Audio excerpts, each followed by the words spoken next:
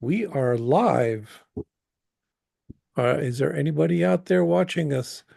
No, there's nobody watching us right now, but well, it'll be Right. recorded. It'll all work.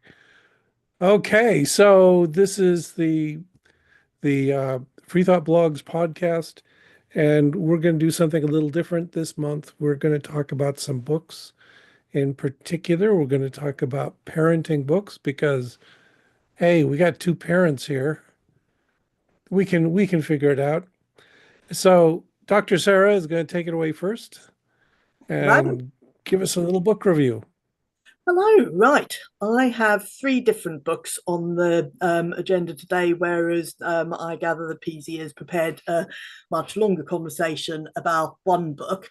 And I was looking for books that were related to parenting and also, because it's our thing, related to social justice issues in some way. And that's also what PZ's got lined up. And I'm very curious and very interested to hear more about the book he's chosen. But in the meantime, I'm going to just see if I can screen share about the first book I was going to mention, which is, hang on, is this, yes. So I believe that should be showing you a book by a lady called Candice Brathwaite called I Am Not Your Baby Mother. And this is a Black mother's story of her experience parenting as a Black woman and parenting Black children in what's still a very, very racist world. She lives in London. She's had to deal with, she's had to, she's found that the image of motherhood that you get in motherhood magazines and motherhood books, it just didn't match what her reality was, because it was all very much about middle class white woman, and she was a Black woman living pretty much on the I don't know if poverty line would be the right expression, but definitely tight for money at the time that she was going through this. But also, her race played a huge part in this, because she writes about having to make the kinds of decisions that and face the kinds of things that actually white mothers don't really have to think about, or white parents don't really have to think about.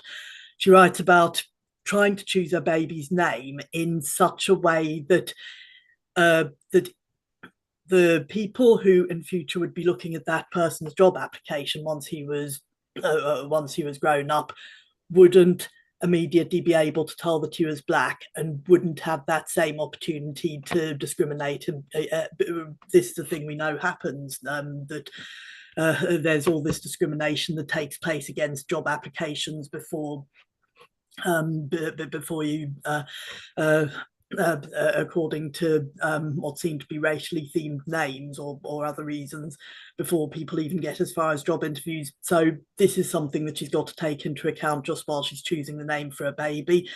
She's got to take into account discrimination within the actual healthcare system, and this actually had quite horrendous results for her. That in fact, because the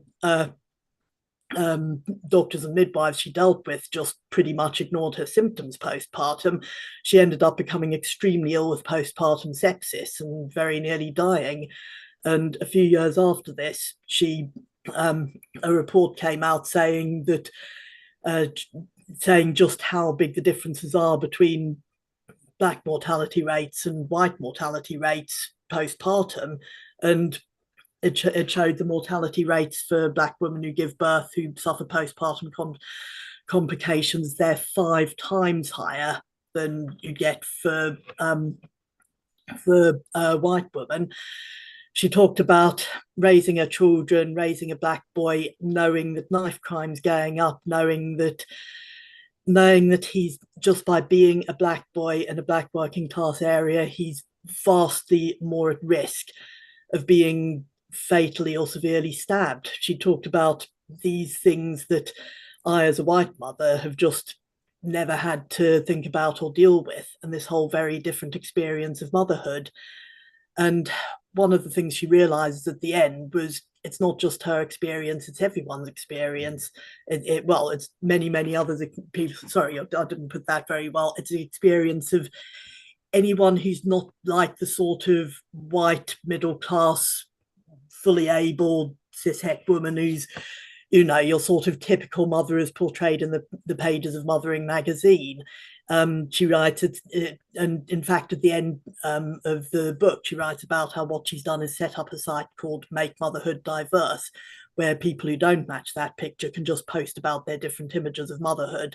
You know, whether you're parenting when you're a different race, you're parenting when you're gay and in a same sex relationship, whether you're parenting while disabled, whether parenting as I am with disabled children. She writes about just encouraging all these different women who've got these different atypical experiences of motherhood to post about them on the Make Motherhood Diverse website. And so it's actually a very useful bit of well, raising awareness of privilege and a bit of consciousness raising. So I Am Not Your Baby Mother by Candice Brathwaite, what it's like to be a black mother. And though she hasn't put this, what it's like to be a black mother in a very racist world. Okay, very good. So, what's your opinion of the book? Does, I thought does it's very readable, and it's a very difficult read in places. You're reading about, you know, you're reading about someone who's she's had to go through this experience of nearly, you know, I mean, perilously close to dying from postpartum complications because her problems were not taken seriously. I mean, you know, that's a wake up call for those of us who work in the health service, as you know I do. She writes about the experiences she has, and she writes about them in this way that is, you know, not at all self-pitying, but that is very readable and very necessary and important. And she's getting this information across that I think people need to look at and know. And it's this very, very different experience of motherhood from what I've had. Um, uh, uh, it and it's one that it's easy to not think about when you're in this sort of relatively privileged middle class white situation. yeah, so as a doctor yourself, Mm, how how did this book influence how you think about your practice? Or does it? mm. I've Maybe you got were already fully embracing this stuff, mm, but mm. I've got to say two things there. One is that I actually live in an area that's very predominantly white and doesn't have that much racial diversity, which I think is not a particularly good thing, objectively speaking, but it's where I live, it's where I work, and moving for various reasons isn't at all in the on the agenda. So from that point of view, it's something I might not get the chance to put this awareness into practice as much as perhaps I should be doing. And the other thing is, I work in a system that's very midwife influenced. Sorry, influence is the wrong word, midwife led when it comes to healthcare for antepartum and postpartum. And so we, as doctors, don't have the same level of input. And if someone sees me, it's likely to be because they're having complications anyway. And I'm kind of primed to be extra careful about the whole thing. Having said all of that, I think there is a really important lesson here. Be aware of unconscious prejudices, be aware of taking people seriously, be aware of you know, how might your unconscious biases be playing into the amount of attention you're giving to someone's problems or what they're telling you. yeah, one thing resonates with me with what you said is that many years ago, okay, I'm old. It's been a long time since we had kids, but in the dim and distant past when we were expecting children, we were in Oregon, which is pretty fairly liberal, fairly progressive, and all of our care was through midwives. That's one of the things that we really liked there is that we got a midwife early in the pregnancy and we visited with her regularly as a pregnancy proceeded. And then she was there for the delivery and all that kind of stuff. The one thing that annoyed me, and this is not against doctors, okay, but yeah, we had the midwife doing everything, and then we had a doctor who would stop by every half hour or so during the delivery and just sort of nod his head and say, okay, everything's going fine, and leave. And of course, on the birth certificate, whose name is there? It's the doctor's name. They got the credit, I guess. Well, my wife got most of the credit, but the doctors I'm and actually fascinated that you put down on the birth certificate who's delivered the baby, because we absolutely don't have such a system in the UK, and I would be quite surprised to think that I was on anyone's birth certificate. oh, really? Okay. Yeah, I've got my birth certificate from 1957 and it lists my doctor at the time. So, Interesting, because I yeah. was born in the States, although I moved away when I was extremely small. And my birth certificate doesn't say anything about who delivered me, but I think it might be a case of it's a short form one and perhaps there's a longer form one. I remember seeing my grandmother's birth certificate for or no, it must have been my mother's birth certificate. That would make a lot more sense. I can't imagine why I'd have been seeing my grandmother's. I was quite astonished at the amount of detail it went into. I mean, there is something about what eye drops were put in the baby's eyes after birth and why they Yeah.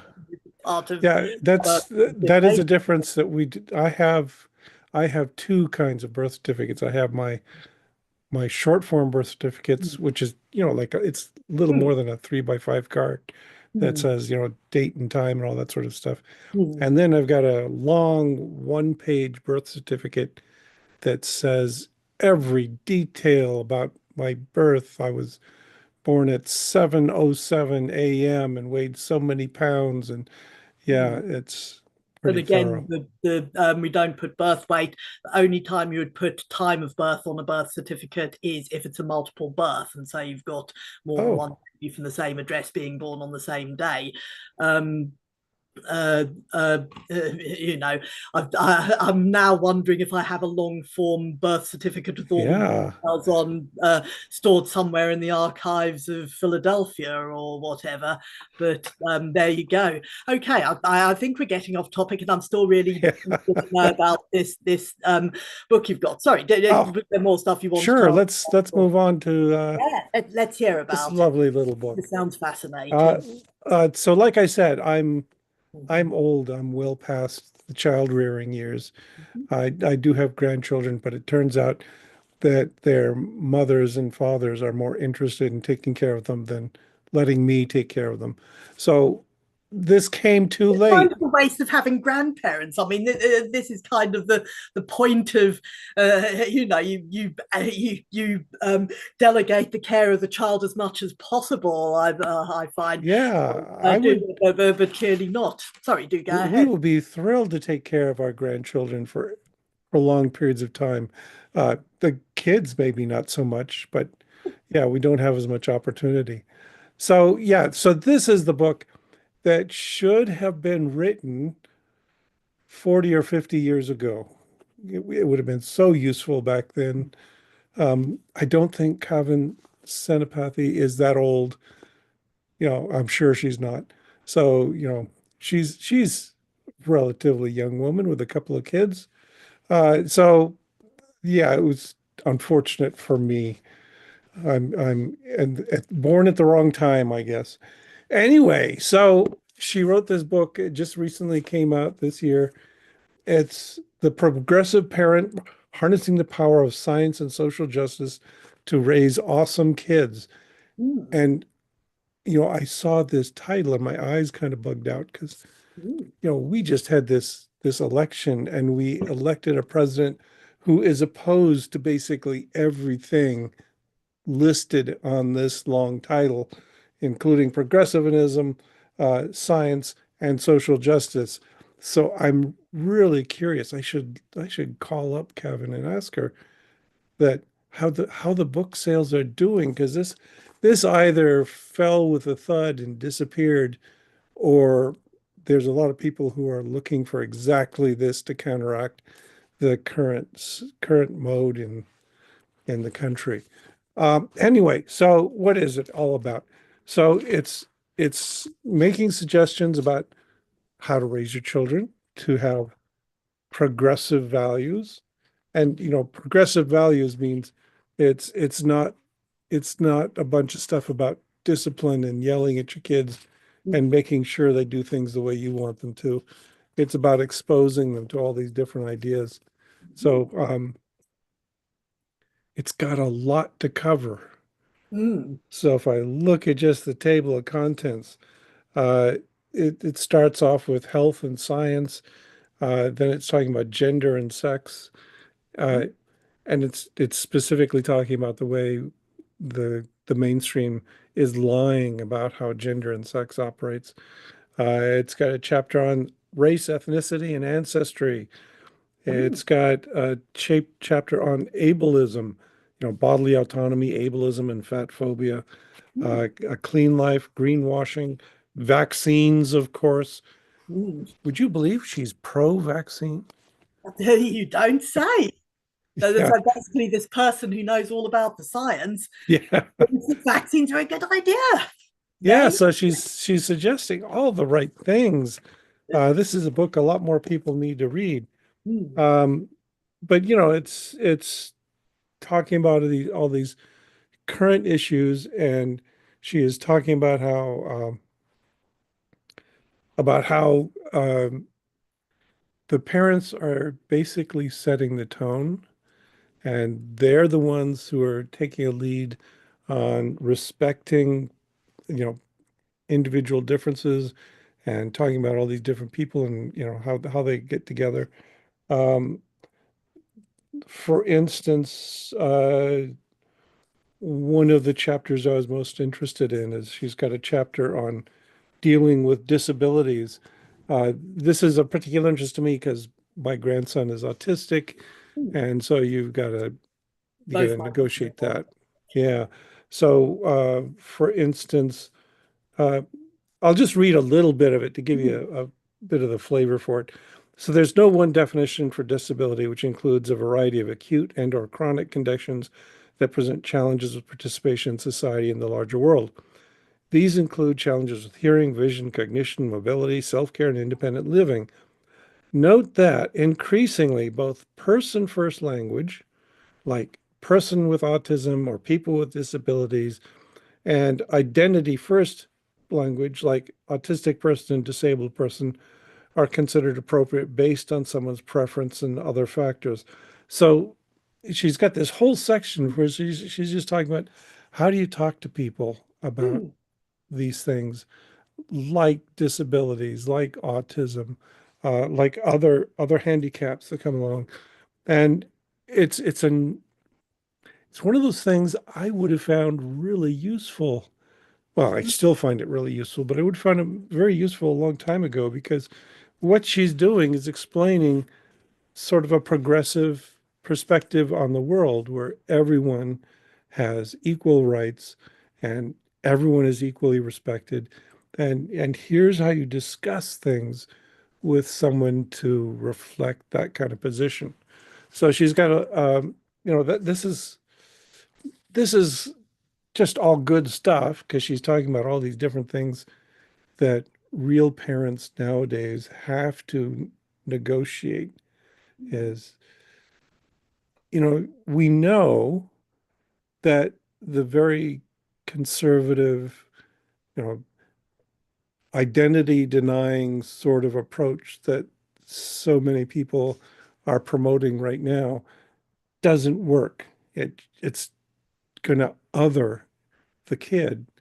So what you've got to do is develop these ways of speaking to kids that are inclusive and that bring them in and make them feel like their differences are appreciated, but they don't make you a non-person. They don't make you somebody of any less value than anyone else.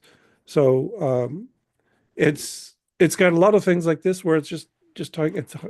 For instance, it also talks about sexuality and how you deal with your kid who may be bisexual or homosexual or trans, and how you discuss that with people. And it's all very thorough. It's kind of a And handy guide to that kind of interaction and that with. part of great interest to me because my second child, you know, was first of all uh, uh, telling me that she, as she then was gay when, you know, she was in primary school and about 9 years old, and then in more recent years has come out as transgender and now goes by he or him pronouns. So I've had all of that to, you know, to work with and treat my child respectfully and look at what he Yeah, needs. yeah, I mean it's all useful stuff. I mean, Mm, my granddaughter, for instance, is very much a girly girl.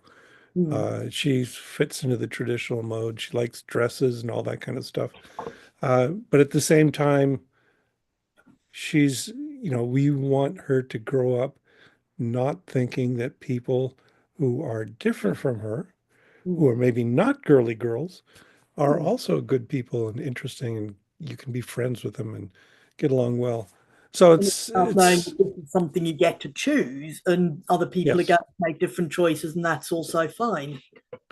Yes, it all works just fine, that's the thing about having a progressive parent Mm, is you're not trying to mold your child mm, into being something they're not. And I mm, think that's a message that comes across in here is that what you do is you provide opportunities. You take them to museums, you give them exposure to different kinds of art.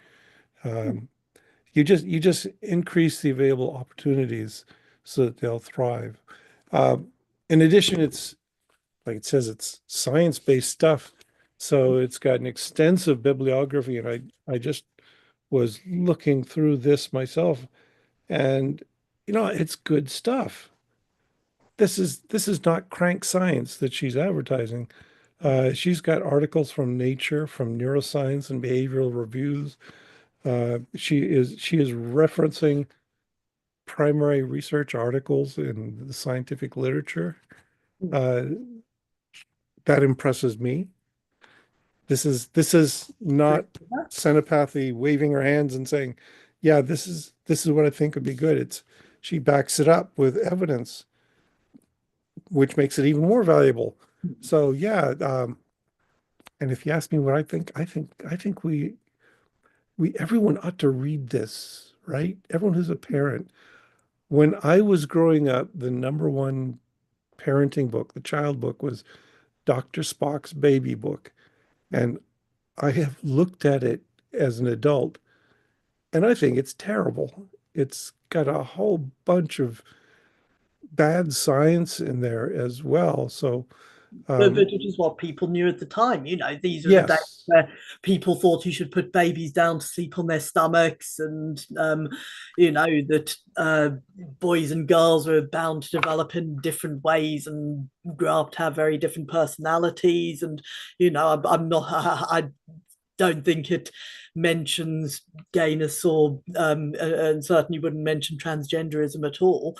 I no. mean, I do remember reading Dr. Spock when I was younger because I was a strange geek child who liked reading parenting books. But, yeah, it was quite readable actually. But I can still remember the section on how you set up a DIY incubator if you've delivered a premature baby in a snowstorm and you're stranded at home, and the trick is to fasten a light bulb to the top of a wooden crate if you're interested. But Oh, that sounds like my but there we apparatus go. for raising I feel spiders. like sorry, I feel like Kavin Senapathy's book is probably a lot more helpful in day-to-day modern parenting. Yes, and again, it's progressive, the progressive parent, but it is not pounding on the reader with a political view. Mm, It's basically emphasizing that what a progressive parent does mm, is give their kids liberty and choices, and mm. lets them grow up to be the person they want to be. And so I'm totally in favor of that approach here. Um, It sounds like it's really basically about respecting children as individuals, which I always feel should not be some sort of rocket science, but for some reason people seem to find it terribly difficult to do that. well, yeah, and so many of the more conservative parenting books are more about here's the way to mold your child to be a Mm, good, God-fearing Christian capitalist or whatever, uh, mm. emphasizing those kinds of values.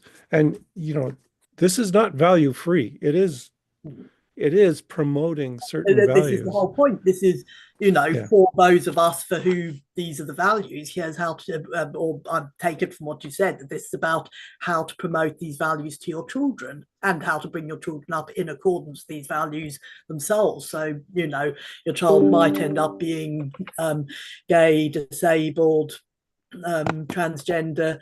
Some people are going to be raising children of a different racial mix from themselves. It's about knowing how to be aware of those things and how to show respect for the for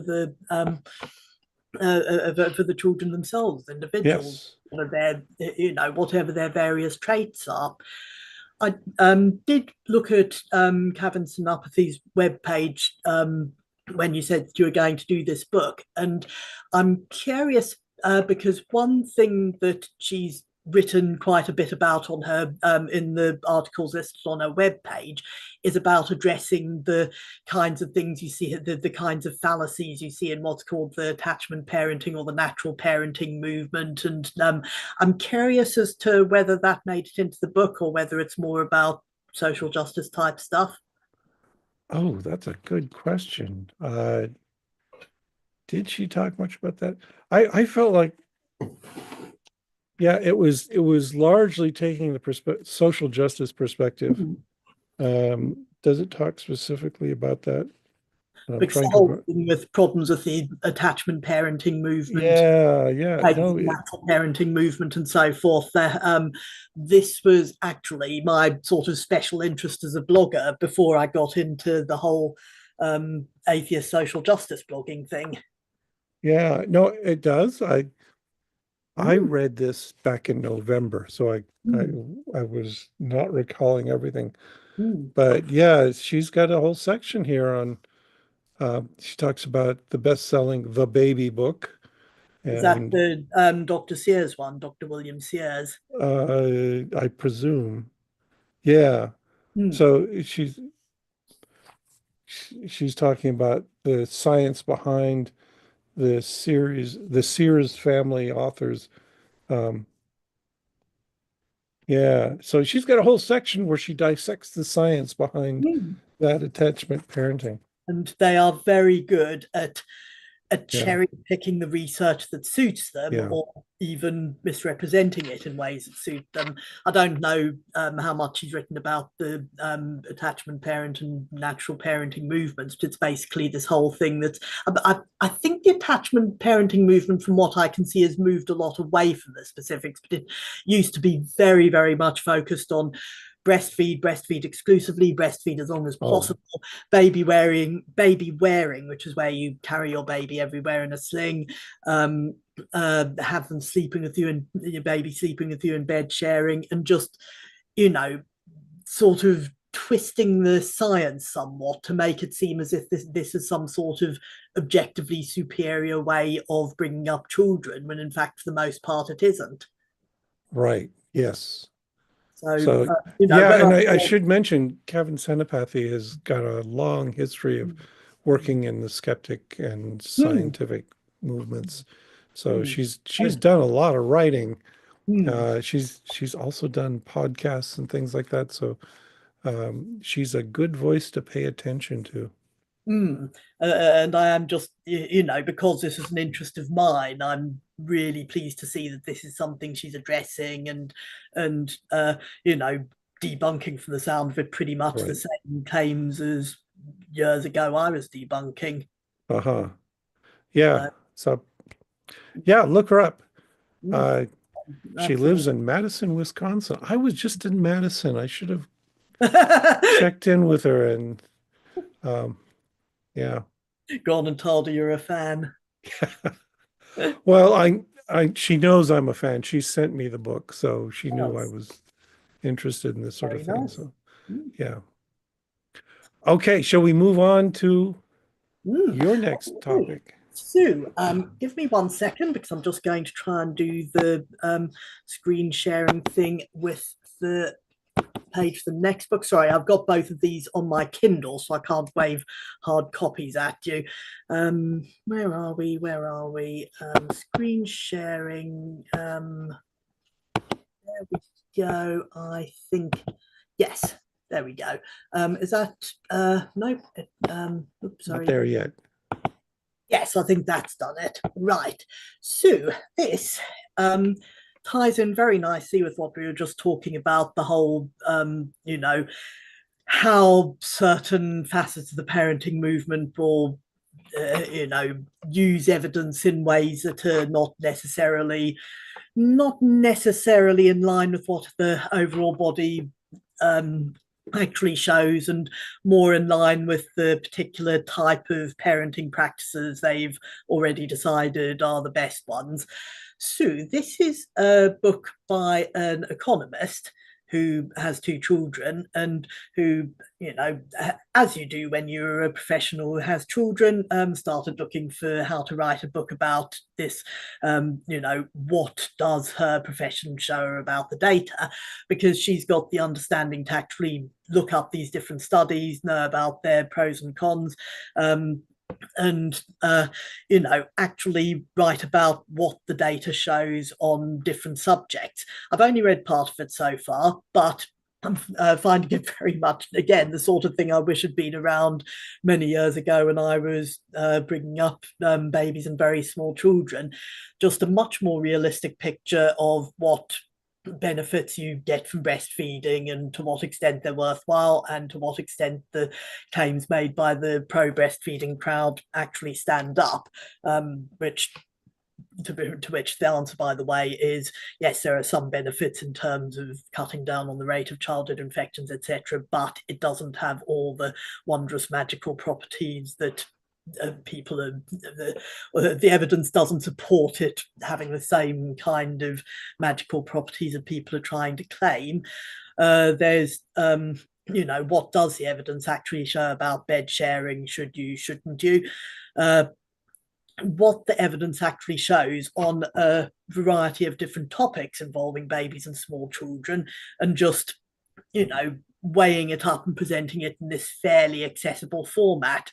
And out of curiosity, I looked at the reviews, and you get this big divide between people who think this is absolutely wonderful and people who hate it because it contradicts the sort of things they already want to believe about how breastfeeding and bed sharing are absolutely wonderful, and blah blah blah, and they are not happy about the fact that here is someone coming along and taking a more objective look at the data and not finding the answers they want. But it's actually a very good, from what I've seen of it so far, and I've read quite a few of the different chapters and how they weigh things up, and these are the things that I also spent a lot of time looking at myself in my previous blogging incarnation as a mommy blogger. Um, it's very good, I find, from that point of view. So recommend. Yeah, one thing that jumped out at me in that title is relaxed parenting. Yes, Yeah, instead of expecting the small stuff, instead of getting all hassled about, oh my God, I gave my baby a bottle of formula and has that in them for life, and I let them cry for 10 minutes, and this has probably emotionally scarred them. It's actually about how, this stuff does not matter nearly as much as many people try and claim it does. So, get on with focusing on what's working with your family for your yeah. family. Yeah, I mean, I was born to very young parents. My mother was 17 when she had me. And uh, when I got older, they were telling me all these stories that horrified me, that they looked at this new little baby and they didn't know anything about raising kids. Mm. My mother was an only child, and my father was a younger member of his family. And they talked about how they were constantly taking me to the doctors because they were sure I was deformed, and they had to get me checked out because my chest was the wrong shape, or my legs were too flabby, things like this. So it was kind of the opposite of relaxed parents. They were made practically neurotic by all the information that they were given about how to properly raise a child. Um, I think I turned out okay. They said that usually when they went to the doctor with me and said, "Oh, his chest is the wrong shape," and the doctor would look at me and say, "No, that's exactly the shape of a newborn child's body," and it took them a while to get used to that. They were not relaxed at all at first, although then they went on to have five more kids and they got progressively more relaxed with each one of them. So That is definitely what happens with subsequent children. I mean, I only got as far as two, but yeah. absolutely makes a difference second time around. Oh, well, and the first time around is such a terrifying experience because seriously, none of us actually know anything about raising babies except by doing. And Mm. And everyone is just so ready to tell you all the ways in which you could be doing it wrong. Usually, ways that just completely contradict each other. So, oh yeah, yeah, and and we also we lived too far away to do this regularly, but we would go see the grandparents, and grandparents are really great resource because they've seen it all and they know what you go through with new babies in the house. And it's one of the unfortunate things I regret is as an academic, we kept moving around and we were always far away from the grandparents. And mm. well, We grew up on, well, different continents from both our sets of grandparents, and then raised our children, at least in the same country as their grandparents, but uh, not not anywhere near them. So it was all a bit of a palaver to uh-huh. them. So yeah, it Yeah. was. All my brothers and sisters all stayed in the same neighborhood where my parents lived, and so they had a much better, more personal experience. And I Mm, know that many of my parents' grandchildren and great grandchildren even came to stay with my parents at mm, various times in their life. And I think that's kind of an important thing to do as well. I wish we had the ability to do more multi-generational parenting. mm, It would be a great aid to surviving those first few years. mm. Yeah, we're kind of the opposite in our family. We are more like you, and just every generation goes and moves to a different country or a different Yeah. continent, whatever. So we've ended up a bit spread out and scattered. Uh-huh. Well, so you have kept up with your sister though, right? Yes. And So she has a book. they're asking me to segue into. Hang on, I'm just gonna stop the screen share. So Yeah. this time I have a hard copy, courtesy of my mother, and my copy's on Kindle, but this is my teenager's copy, which I borrowed for the duration. This is by Ruth Whippman, my sister, Boy Mum, or if you're buying it in the States, it's called Boy Mom. Yeah. It's been published under two different titles. And what Ruth wrote about was the experience of raising sons as a feminist mother. And so here she is. She's a staunch feminist. She wants to raise her children with her values. And she's got two young boys. She's pregnant with what she knows is going to be a third son because uh, embryo transfer, etc. And the whole Me Too scandal hits. There's a president in power who, as we all know, had a very famous tape uh, uh, uh, in which he was telling someone else just exactly where he liked to grab women and where he thought it was okay to grab us. And you've got this whole you've got this whole thing of toxic masculinity all over Twitter, all over the internet. Here's my sister about to give birth to her third son and thinking, how am I going to raise these three boys so that they don't all grow up to become rapists? Also, how can I raise my parenting bar so it's not just don't let your son grow up to be a rapist? Also, she's there's this whole thing of raise our girls to know about girl power and raise our girls to think they can be anything they can be. And how does that translate in your feminist raising sons? And you maybe don't want to be in these white boys who are going to grow up to be white men. You maybe don't want to be hammering too hard on the idea of be super confident and you can be anything you want to be. Like, how do you give that some nuances to actually maybe as a white man you need to be looking at how to step aside and let other people be what they can be as well. So there she is, about to give birth, all of this going round in her head, and then actually giving birth, having a new baby, having two sons who are basically just acting as complete hellions and constantly beating each other up for reasons of what would eventually turn out to be ADHD. They've both been in fact, all three of the boys were eventually diagnosed with autism and ADHD. But anyway, what with all of that on her mind, she tells us all this in the introduction. This is a book that she desperately needed.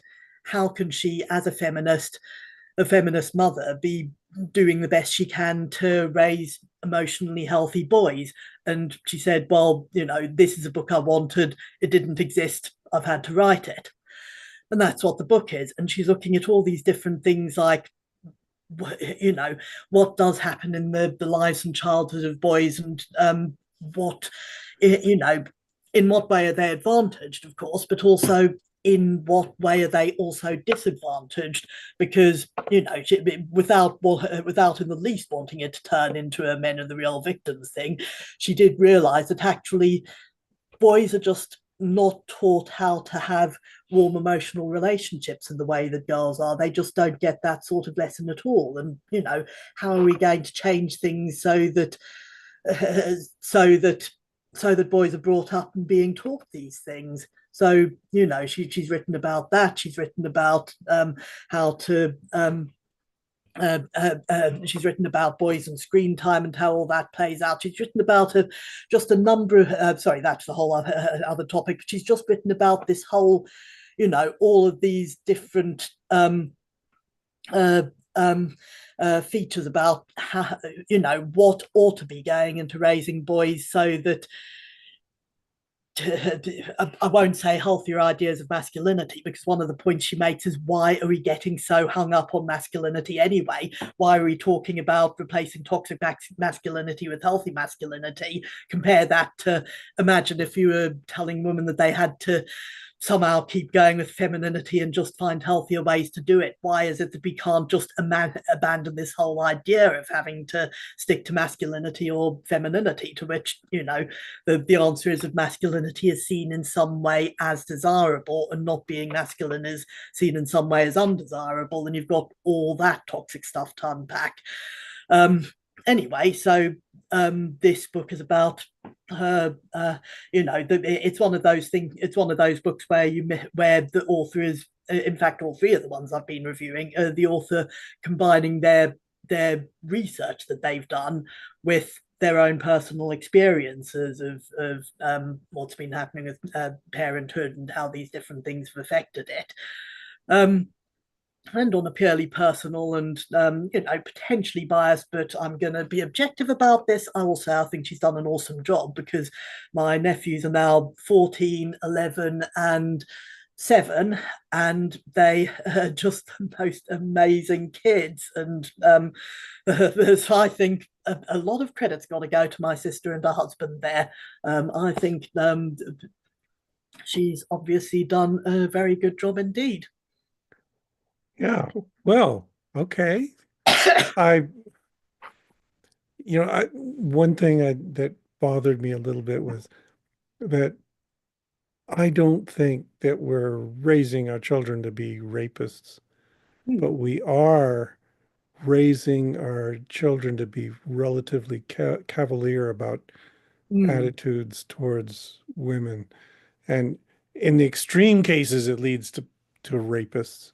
But mm, but mostly, that I'm just thinking back to when I used to be a boy growing up, and and we got all kinds of messages that demeaned the girls in our class.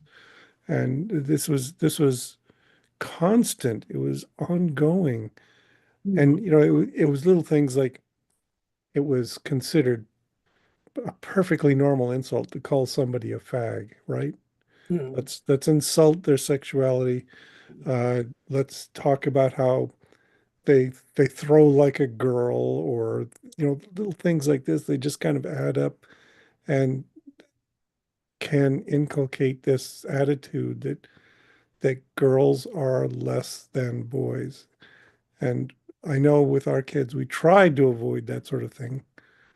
I certainly didn't throw around slurs like that in the mm. house and things like that. But um,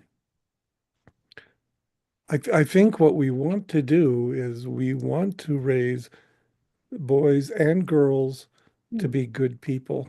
And Exactly. Yes. yeah, and that whole business of imposing masculinity on them, they don't need that. Mm, What are the great virtues of masculinity anyway? They're the same kinds of virtues that we want to introduce to everyone to be good human beings. You should you should help people, you should be kind, you should be generous. You don't need to attach these somehow. You don't have to label them mm. as somehow masculine traits because they're not. So, one of the things that my sister really noticed was when you're looking at the kind of books or stories or magazines or whatever that are aimed at boys versus the ones that are aimed at girls, the the stories aimed for girls, there's just these whole series of stories that are about friendship, about relationships, about having to figure out how to negotiate friendships and keep your friends happy, and where that sort of thing is the focus of the story.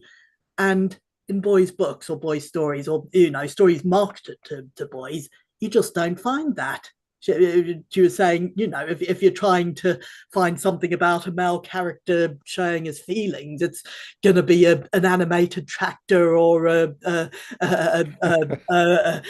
personalized dinosaur. It's not going to be an actual boy who's making actual friendships. And this is like this huge thing that there is just this was just missing from any kind of literature she could find. And in fact, what happened is her husband basically stepped into the gap and kind of actively talked to the boys as they're having conversations, and was saying things like, "Oh, how's your friend doing?" as such and such. "Oh, well, you should ask her about that part of making friends, that you ask each other about this stuff and you support each other through hard things." And so, and that he's been very willing to step up and do that. But what about all the boys who just don't get that kind of example? Because Mhm. no one's modeling it for them, and no one's putting it into the books aimed at them either. And this then plays out that boys don't have the kind of in-depth friendships where they can, they'll have the kind where they kid around or watch sports or play video games or whatever, but not the kind where they can talk about what's going on when there's a problem, or ask their friends about what's going on and there's a problem. And she was saying that the way that boys get those kinds of friendships is by making friends with girls. And then you end up in the situation where girls are doing more of the emotional labor, and simultaneously boys are not learning how to do it. And so, it's actually kind of a big deal. She says it's like some kind of terrible Faustian bargain where boys get all the privileges in life, but in return, they have to give up this sort of emotional and relational kind of of learning and life, and just deal with this very superficial thing where all the narratives they get are about competition and Yeah. good guy beats bad guy, but not about how friends can learn to help each other out and work together. Yeah, that kind of rings true for me that Mm. um that I don't have any close friends now except within the family. And I probably did a really lousy job of modeling this kind of behavior for my kids when they were growing up because hey, I would get on the subway and go to work in the morning and not come back till late in the evening. And then I was not interested in doing any kinds of social things. Mm.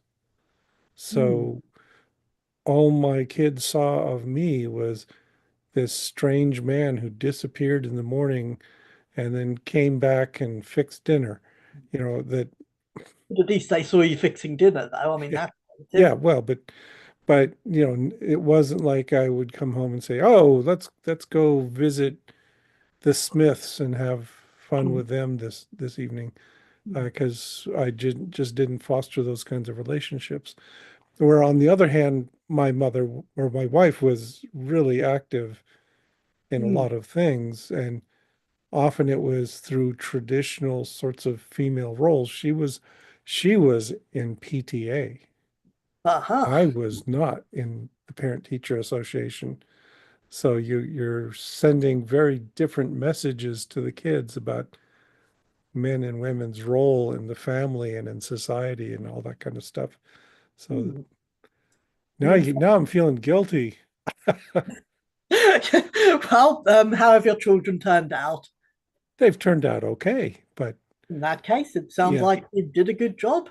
yeah, I I give think you most can of the always credit to look my back and wife say though. we could have So done better. yeah, so Mm. we survived, we muddled through, but Mm. reading books like Mm. this one and your books, Mhm. I can see where that would have been really helpful in Mm. those years when I was contributing to the raising of children, that I would have seen, here's a bunch of things that it's important for me and my wife to do to show the kids what being a good person was like. And I was too busy working in the lab to really do that adequately. But did you come home and tell them all about the joys of spiders? I was working on fish at that time. All So right. yes, so I would come home and tell them all the joys of working with fish and uh, doing science and cool stuff like that. So I hope they got the message. I think they probably got some pretty positive memories because it's actually really good to sort of get that role model of someone who's really interested in their job and what they do. Right.